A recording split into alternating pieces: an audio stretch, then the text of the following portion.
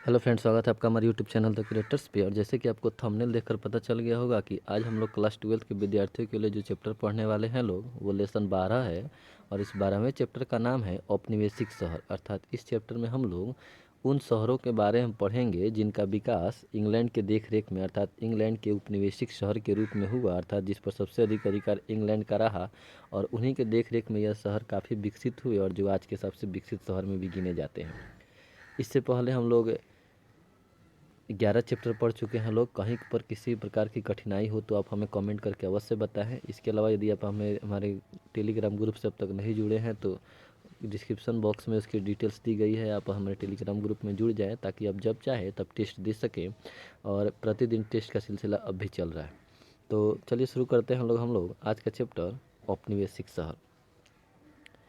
लिखा हुआ है कि एक छोटे अस्थाई बाजार को गंज कहा जाता है। मतलब एक ऐसा बाजार जो छोटा हो और अस्थाई हो, यानी कि जहाँ वस्तुओं का क्रय विक्रय प्रतिदिन होता हो लेकिन काफ़ी छोटा स्थल हो तो वह गंज कहा जाता है। जैसे नरकटियागंज इत्यादि। गंज और कस्बा दोनों कपड़ा, फल, सब्जी तथा दूध उत्पादन से संबंधित रहते हैं। कहने का मतलब यह है कि जो गंज होता है या कस्बा होता है, कस्बा क्या है तो गांव में रहने वाले छोटे नगर को, ग्रामीण क्षेत्र में बसे छोटे नगर को कस्बा कहा जाता है। कहने का मतलब यह है कि जो क्षेत्र आधा शहर और आधा गांव की तरह, कहने का मतलब यह है कि कभी वो गांव की तरह प्रतीत होता हो और कभी वो शहर की तरह प्रतीत होता हो, अर्थात जो ना ज़्यादा विकसित हो जो ना ही कम विकसित हो, उसे कस्बा कहा जाता है। तो गंज और कस्बा दोनों एक छोटे अस्थाई बाजार होते हैं। कहने का मतलब यह है कि यहाँ कपड़ा, फल, सब्जी, दूध, ये सारी वस्तुएं बिक्री होती है। इन सभी जगहों को, इन सभी वस्तुओं के बेचने का एक मुख्य स्थान होता है। ये जो कस्बा होता है वो स्थानीय विशिष्ट व्यक्तियों का केंद्र भी होता है। इन कस्बे में कोई ऐसे व्यक्ति भी होते हैं जो काफ़ी विशिष्ट होते हैं। आगे लिखा है कि यही हमारा मेन टॉपिक है। किसी गांव या कस्बे का अथवा गंज का नगर यानी शहर के रूप में विकसित होने की प्रक्रिया शहरीकरण या नगरीकरण कहलाती है। कहने का मतलब यह है कि कोई छोटा सा गांव, कोई कस्बा या गंज जब शहर के रूप में विकसित होने लगता है, और जो विकसित होने की प्रक्रिया है यानी छोटे से बड़े होने के बीच की जो प्रक्रिया है, वही शहरीकरण या नगरीकरण कहलाती है।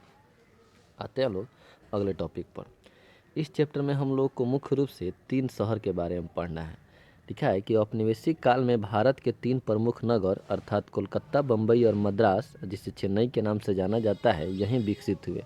इन 3 नगरों का विकास सबसे पहले ग्रामीण बस्तियों के रूप में हुआ था।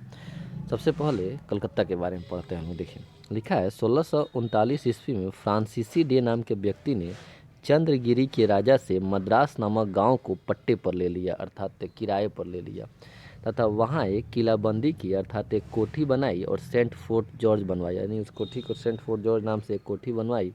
और यही स्थान आगे चलकर मद्रास अर्थात चेन्नई नामक महानगर में बदल गया। और जैसे आपको पता ही होगा कि भारत का प्रथम महानगर चेन्नई ही था। 1668 ईस्वी में चेन्नई को महानगर का दर्जा दिया गया था। ठीक है, तो चेन्नई की कहानी क्या है, तो लिखा है कि 1639 ईस्वी में फ्रांसीसी डे ने चंद्रगिरी के राजा से मद्रास नामक गांव को पट्टे पर ले लिया, वहां किलेबंदी कराई, एक कोठी बनवाई सेंट फोर्ट जॉर्ज के नाम से। और यहीं यहीं जो छोटा सा गांव था मद्रास, वो आगे चलकर एक महानगर के रूप में विकसित हुआ। और भारत का प्रथम महानगर पूछा जाए तो वो चेन्नई ही था, अर्थात मद्रास ही था। दूसरे पर आते हैं लोग। अगला लिखा है कि इंग्लैंड के राजा चार्ल्स द्वितीय का विवाह पुर्तगाल की राजकुमारी कैथरीन ब्रेगेंजा से हुआ था। इसकी कहानी हम लोग पिछले चैप्टर में भी पढ़े थे लोग। और उन्हें दहेज के रूप में मुंबई नामक द्वीप मिला। द्वीप क्या है तो वह स्थल जो चारों तरफ से पानी से घिरा, उसे द्वीप कहते हैं, जिसे 1668 ईस्वी में उन्होंने ईस्ट इंडिया कंपनी को 10 पाउंड वार्षिक किराए पर सौंप दिया।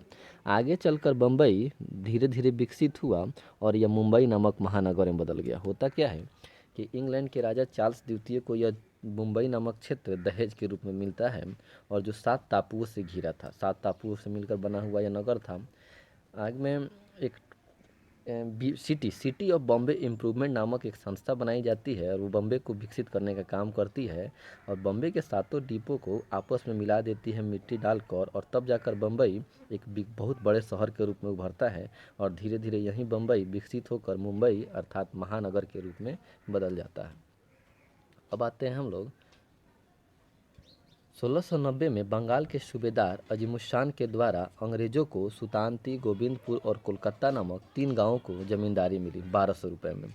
तो यही तीनों गांव आगे चलकर मिल गए और तीनों का नाम विकसित रूप से एक साथ पड़ा और जिसे कोलकाता या कलकत्ता नामक महानगर में बदल गए। एक बार पुनः दोहराते हैं। लिखा है कि 1690 में बंगाल के सूबेदार अजीमुशान के द्वारा अंग्रेजों को सुल्तानती, गोविंदपुर और कोलकाता नामक 3 गांव की जमींदारी 1200 रुपये में दे दी गई। यही तीनों गांवों को अंग्रेजों ने विकसित किया और आगे चलकर इनका सम्मिलित रूप से कोलकाता या कलकत्ता नामक महानगर में बदल गया।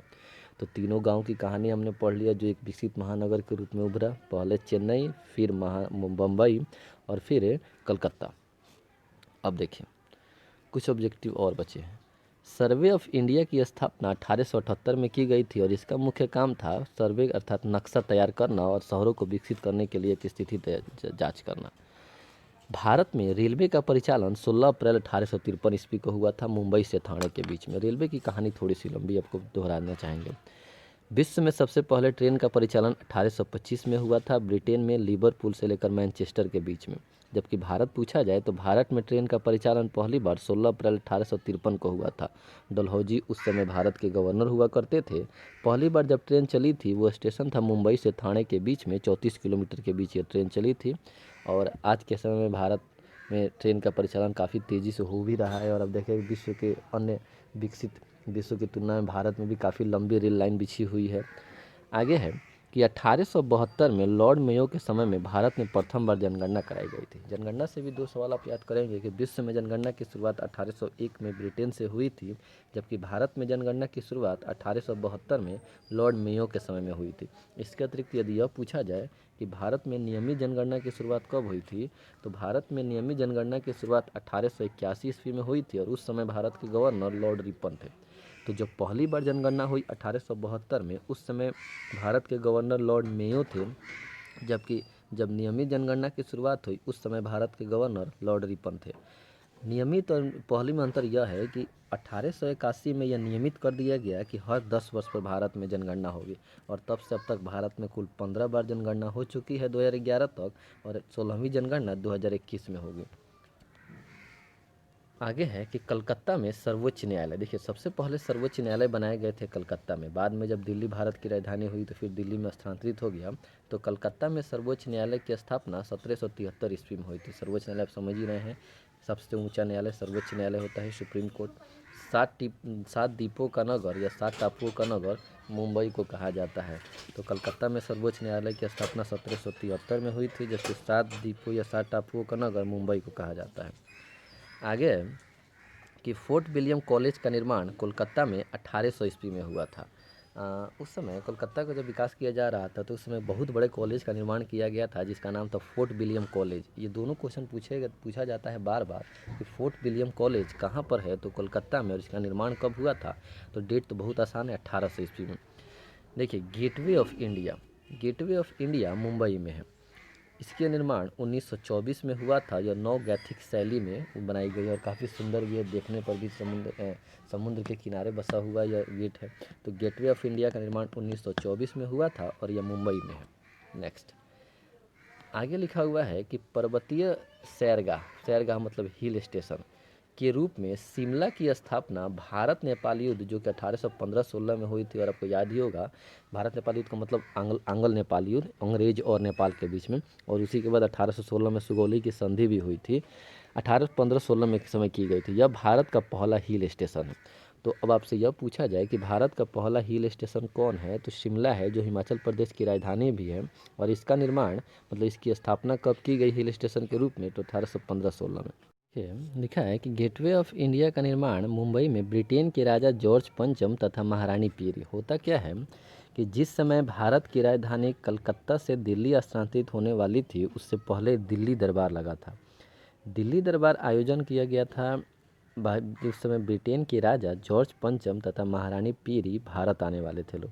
चूँकि ये लोग समुद्री मार्ग से आने वाले थे इसीलिए इनके स्वागत के लिए गेटवे ऑफ इंडिया का निर्माण किया गया था, अर्थात एक गेट का निर्माण किया गया था, उसी रास्ते से वे लोग भारत में प्रवेश करते मुंबई से।